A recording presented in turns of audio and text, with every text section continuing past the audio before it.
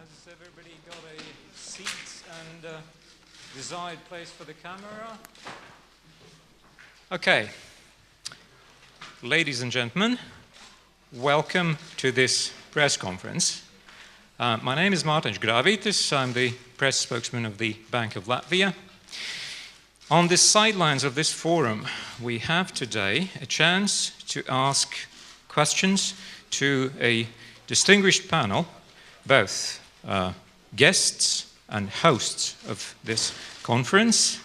We have in the seating order Mr. Rimšēvičs, Governor of Bank of Latvia. We have President of the ECB, Mr. Mario Draghi. We have Finance Minister of Latvia, Andris Vilks.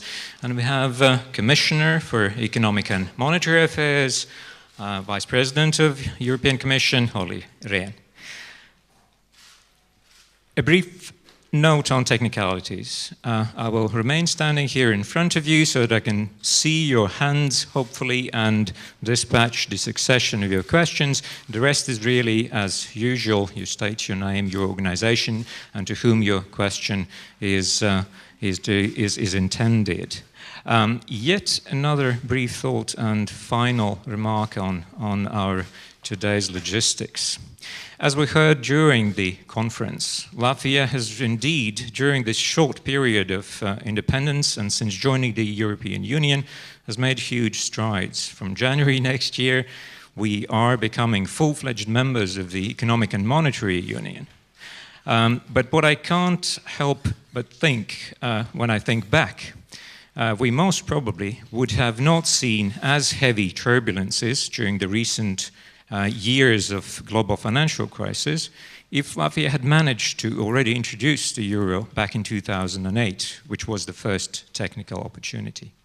That is my reflection. But what I have done prior to this conference, I have made an arrangement with our panelists so that we make these opportunities, that they are here, especially our guests, whom we do not see that often in Riga, that they start us off or kick us off with brief reminiscences on this theme, Latvia and the euro. And I also urge your questions to focus on Latvia and the euro. So I would like to give the floor to President of ECB, Mario Draghi, and Commissioner Olli Rehn. Gentlemen, you'll sort out who goes first, I hope. President first, please. Thank you. Thank you.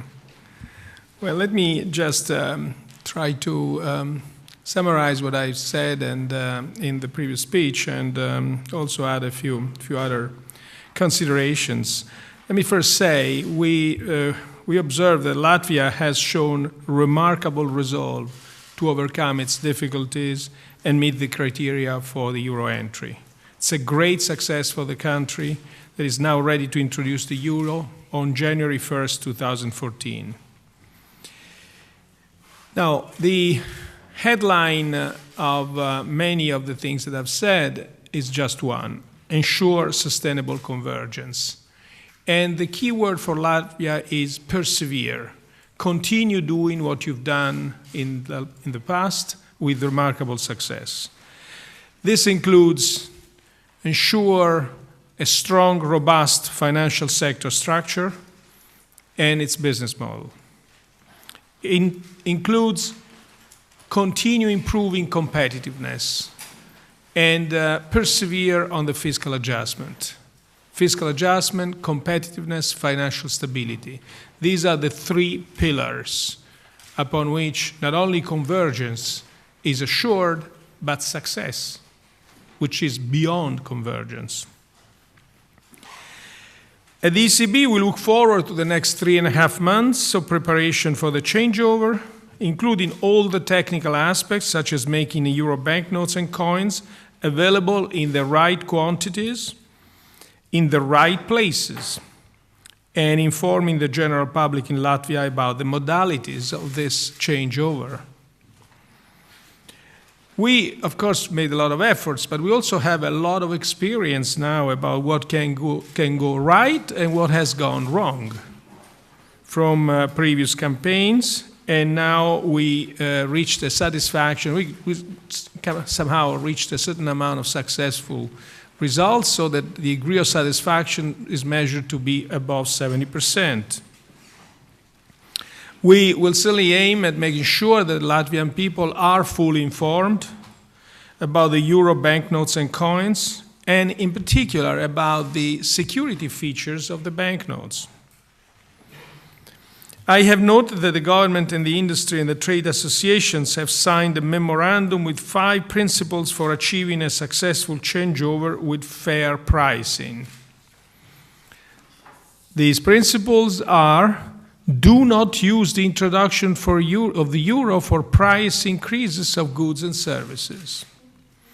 Second, indicate clear and unambiguous prices in Lats and in euros for all goods and services during the period of dual display of prices from October 1st, 2013 till June 2014, June 30th. Provide fair recalculation of prices from Lats to euros, facilitate the accession of all partners to this initiative, inform and train employees on the matters related to the introduction of the euro. So, a key factor of the success of a changeover is that key stakeholders and the retailers, in particular, do not use the introduction of the euro to increase prices of goods and services. So I encourage, but it's not only me, I am sure that all the speakers around this table will pronounce the same encouragement for consumers to be vigilant and be price conscious during the time of the changeover. For Latvia, it's a consolidation of the country's European integration, and it confirms that adopting the euro remains an attractive option for the EU member states. Thank you. Thank you, ladies and gentlemen. I trust you heard our speeches, so I will not repeat what I said in the conference itself. But I'd like to make 2 reflections, one on the Eurozone and second on Latvia and the Eurozone more specifically. First, in the European economy, we are now seeing first signs of an emerging recovery. The economic reforms in the EU member states and the reform and reinforcement of economic governance of the Economic and Monetary Union are now starting to bear fruit. More specifically, we have 3 factors at play which have greatly contributed first to the stabilization of the European economy and then to its nascent recovery. The first is the enhanced credibility of economic and fiscal policies of the Euro area member states, especially since 2011. Second, the decisive action by the European Central Bank has been crucial to stabilize financial and bond markets. And third, the reinforcement of economic governance has provided us a credible medium-term framework for fiscal consolidation and structural reforms. I can say I'm confident if the member states consistently stick to economic reforms and other commitments they have made, that we will see a continued sustained recovery next year that is projected to translate into improved employment figures in the course of 2014 with Latvia then as part of the euro area. Latvia has achieved a high degree of sustainable economic convergence and is thus ready to adopt the euro in January next year. To get there, Latvia has come a long way, and I want to commend Latvia's commitment to prudent and stability-oriented economic policies that it has shown during its macroeconomic adjustment process. Latvia has, in fact, become an important example of an effective internal adjustment without recourse to external devaluation of the currency. And this policy is now paying off currently, and with a view of 2014 and beyond. Latvia has a very rapid rate of economic growth of around 4%, and it has well falling unemployment, which is coming from relative high to below 10%.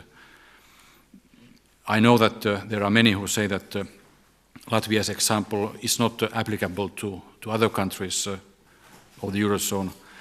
I say to them, show then how to do better otherwise if you can. Thank you. Thank you very much, gentlemen. Now it is time for your questions, ladies and gentlemen. But before we do that, we will start a quick reminder.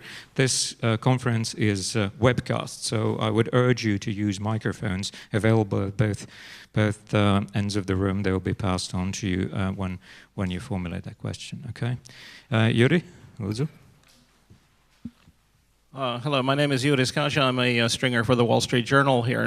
My question goes, I guess, both to Mr. Draghi and Mr. Rimšēvičs. With the coming recovery that Mr. Rehn mentioned, there may also be the preconditions created for shifting the way the European Central Bank talks about the support that it gives to the euro. Now, you've talked pretty much about almost unconditional support for the euro. Can you see other mechanisms, such as the stabilization of the European economies, taking over, and that the bank may sort of let that fade into history as time goes on? And my question to Mr. Rimšēvičs is, you seem to have changed your emphasis on the fact that prices are not going to jump up when the euro is adopted, and been talking to the Latvian media about certain prices that may rise because they're regulated prices or because they're affected by energy factors and whatever else. Is this also a shift in the way you are going to be talking to the public about what to expect after the euro is implemented? Thank you. Thank you. I thought this press conference was about Latvia, not monetary policy, but I'll be glad to answer your question. Nothing's changed. Nothing has changed. So the forward guidance that the ECB, the Governing Council of the ECB has issued, that says that interest rates will stay at the present or lower level for an extended period of time, is fully in place. As I said, the recovery is still very, very green. I haven't manifested any enthusiasm for the better data, mostly, by the way, survey data, not hard data, that we have seen in the recent past. So we will continue in the present stance. The short-term money market rates at some point in time have been unwarranted, and they are. And we will continue with the same forward guidance. We also see, frankly, that in a sense, the most important part of the forward guidance is what looks at the assessment of the medium-term assessment of our inflation path, which is foreseen to stay below 2% on the very low side for the next foreseeable future. I mean, for this year, certainly next year too. And so that is in a sense, the reference to look at for our forward guidance. Thank you. As far as the question regarding the shift in communication from the Bank of Latvia, whether there is some price jump expected at the beginning of the year, I have to again and again stress that there is no change in the communication line what we have had before. Only thing what we are trying to convey is that we have to disentangle euro changeover price increase from the price increases which are associated with the January 1st effect, when some electricity tariffs or heating tariffs or taxes or prices of oil or non-processed food could go up. So therefore, that's the only thing what we're trying to turn the attention so that people are not messing everything and attributing everything to the euro. Thanks. Please, yes. Hello, thank you, Jana Randa with Bloomberg. I have a question regarding the convergence report, actually, that the ECB provided on Latvia, and there were some comments in there about the sustainability of inflation convergence. That was the sustainability of inflation convergence. That was very similar to the one you also used for Estonia. And now we all know that Estonian inflation in the run-up to the euro adoption has spiraled to almost 6% and is still in the 3% area, well above the ECB's target. So I'm just wondering, you spoke a little bit about it, how do you actually want to make sure that this doesn't happen in Latvia, and that in fact in Latvia inflation will remain within the ECB's target? Thank you. Thank you. Well, much of what I said is actually the answer to this question. I said before, the headline is to ensure sustainable convergence. And that groups together action on the three pillars that I've mentioned before. So competitiveness, fiscal adjustment, financial stability. And if action will continue, as I said, the key word here is persevere. If action on these three fronts will continue, we'll certainly have no concerns. Thank you. Okay, over there. Thank you. Gita Evela from Dukascopy Swiss Forex Television. Now I have a question to President Draghi and a question to Minister Vilks. Now, when Latvia was accepted into the Eurozone, one of the concerns expressed by the ECB in the convergence report was the high proportion of foreign deposits. For example, it totals at under 7 billion euros or 40% of the country's GDP. So the question to President Draghi now, how vital are the risks for Latvia in comparison to the Cyprus situation? And a question for Minister Vilks, what is being done in order to minimize the risks of foreign deposits outflow? Thank you. Thank you. The ECB has, well, first of all of us, and certainly Latvia, has learned from the experience of Cyprus. Second, the ECB has assessed the situation and decided the situation is different from Cyprus and from others. And that's why continuous action on strengthening the financial structures, on strengthening the financial system will be necessary for the continuing future. We'll also ask Governor Rimšēvičs if you want to say something about that, since I remember you were one of the first to say Latvia is no Cyprus. So, well, I believe I think it's very well known. I think data what you presented was also accurate. That this 40%, or to be more precise, just calculated around 37% of the deposits, they have been constant throughout the last 20 years. During the crisis, they went down. Now they have come up a little bit, but in generally, there is no huge swings back and forth. Therefore, there is no possibility to say that we are concerned. The size of the banking system vis-a-vis the GDP is just 1.3% vis-a-vis Cyprus, where it was 8 times.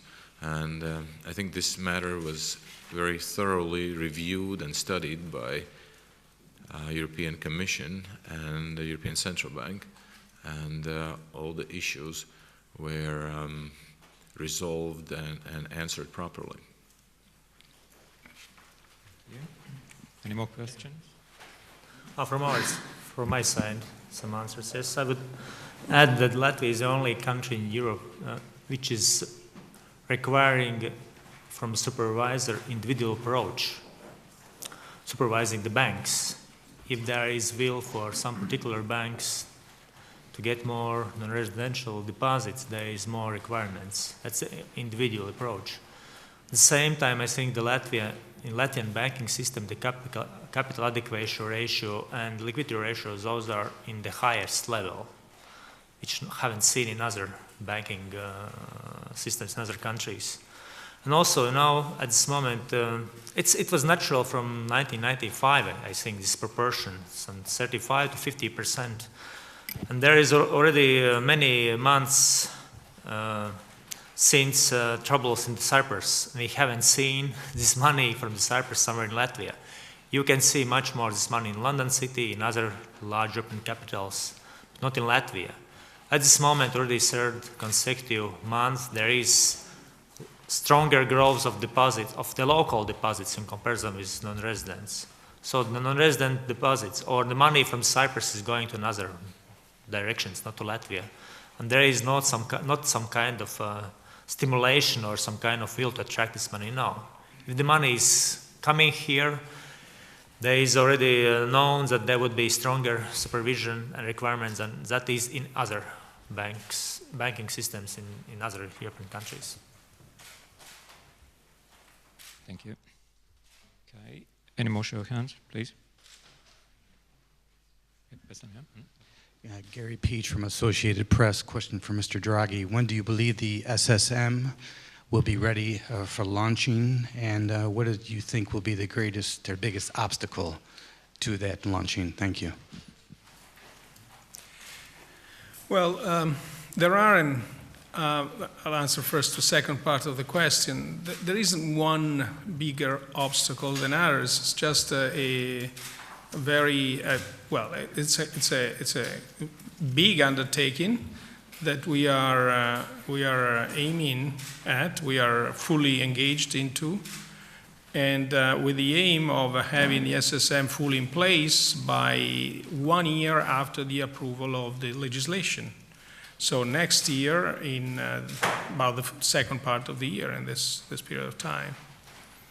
So that's how the regulation resides, 1 year after the approval of the legislation. Thank you. Okay, yeah. Yeah. Aija Krūtaine, Reuters news agency. I have also a question for Mario Draghi. Money markets have shrugged off the ECB's latest efforts to halt the rise in bank-to-bank borrowing costs. Are you running? I'm sorry, I can't hear you. Can you hear now? There is an echo. Yes. Okay, so sorry. So money markets have shrugged off the ECB latest efforts to halt the rise in bank-to-bank borrowing costs. Are you running out of policy options? And other question, what can you do to add liquidity to the system as the banks? I'm sorry, I really cannot hear you. Maybe you move there because there is a strange echo and I don't understand what you're saying.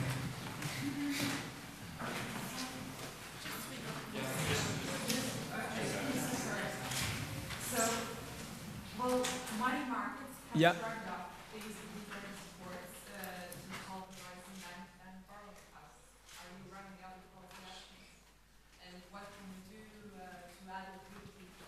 What do we do what to?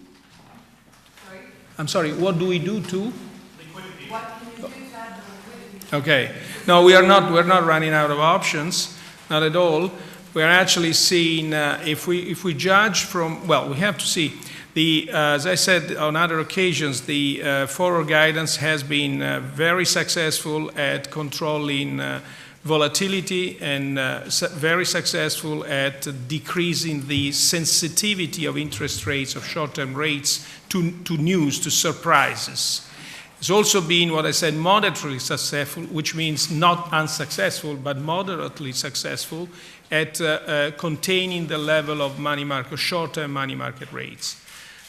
So all in all, we are reasonably satisfied with what we've achieved, and we continue keeping the same stance, as I said a moment ago. On the to see the transmission of this into lower lending rates across the euro area, we certainly have to wait some time, and you have to consider that lending. We have to consider that we had for a long period of time a situation which we define of fragmentation in the credit markets in the euro area. Now we see that this fragmentation is receding. There are two sides to fragmentation. One is the funding side. In other words, for some time, a year ago, different banks in different parts of the euro area had a different degree of difficulty in funding themselves. Some banks could fund themselves very easily, others was very, very difficult. Now, the last year, after July, August last year, we saw that the deposits started accruing, going back into the banking system, even in the stressed countries. So what we did was we look at the growth rate of deposits in different banks, different parts of the area, and then we calculate the dispersion index to see how they converge. And now we can really see that the dispersion index in the growth rate of deposits in different parts of the area, of the euro area, is at the same levels as it was in 2007. So we can actually say that fragmentation as far as funding from the deposits is gone.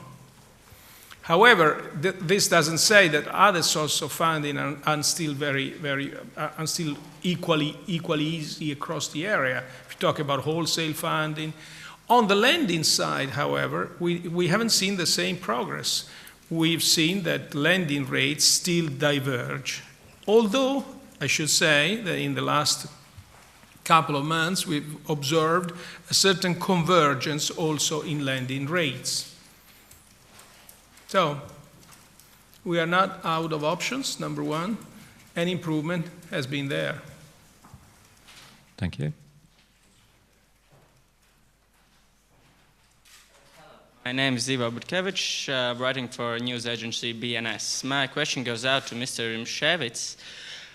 In his speech earlier, Mr. Draghi mentioned that next year you will be one of the policymakers of one of the largest monetary unions in the world. But the fact of the matter is that the term of your term as the governor of the Bank of Latvia ends this December. And my question would be, would you be willing to stay at your current position for at least another term? Thank you. Thank you very much for this very, very precise and correct question. I believe if there will be such an opportunity and if there will be such an offer, I'm ready to stand for re-election.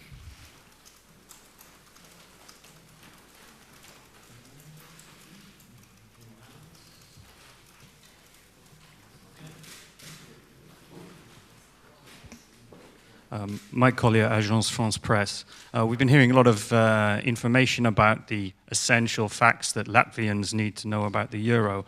But what are the essential facts that other users of the euro in other countries need to know about Latvia? I think I assume it's for me. Please. Or for Be my guest. Well, I think the essential fact that other users of the euro should know about Latvia is that Latvia, in this period previous to the entry into the euro, is actually been a role model. A role model as far as fiscal adjustment is concerned, as far as action on competitiveness, and as far as also action on the financial front, on the financial stability front. We have to remember, and we outside Latvia, because in Latvia everybody would know this, that the imbalances until not very long ago were quite significant. And in spite of their size, notwithstanding the size of these imbalances, Latvia was able to correct these imbalances in a relatively short period of time. I think this is should quite be an example that should be known to all the users of the euro outside Latvia. Thank you very much. I think we are running out of time, and I'm afraid that we have still time perhaps for one final but very brief question, if there is any. If not. Ladies and gentlemen, thank you very much for your attention. The panelists, thank you very much for your participation and answers. Thank you very much.